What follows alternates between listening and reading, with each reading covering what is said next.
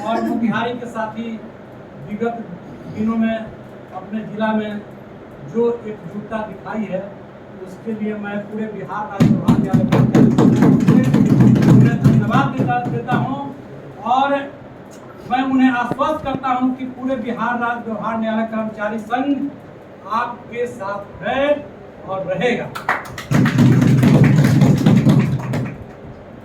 साथियों,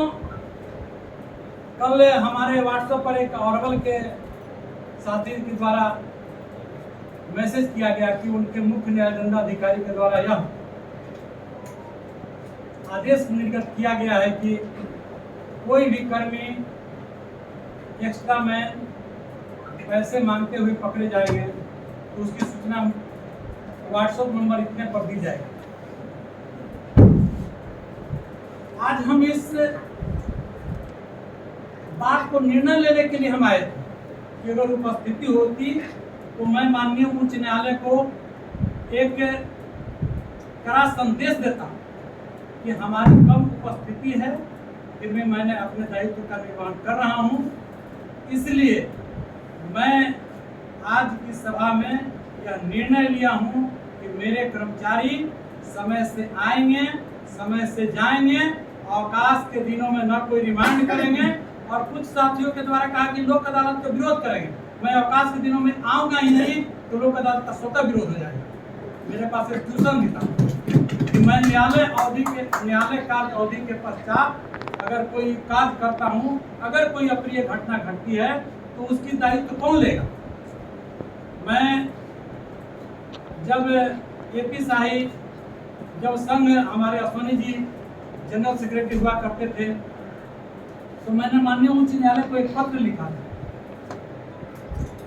कि हम रिमांड कराने जाते हैं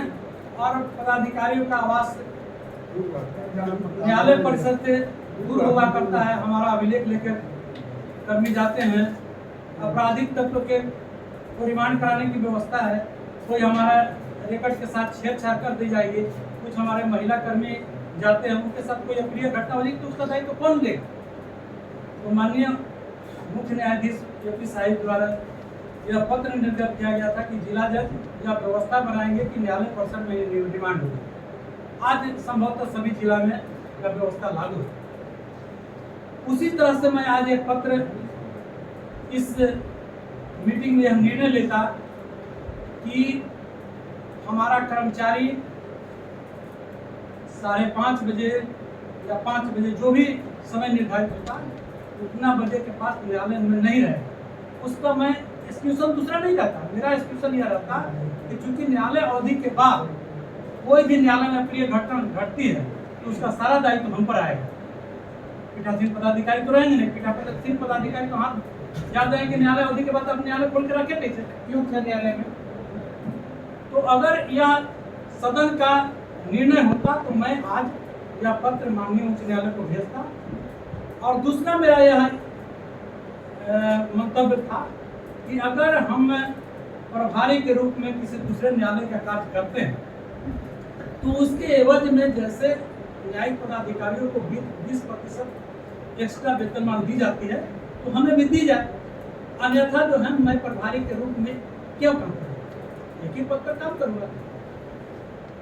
जहाँ तक आदेश फलक लिखने की बात है, मैं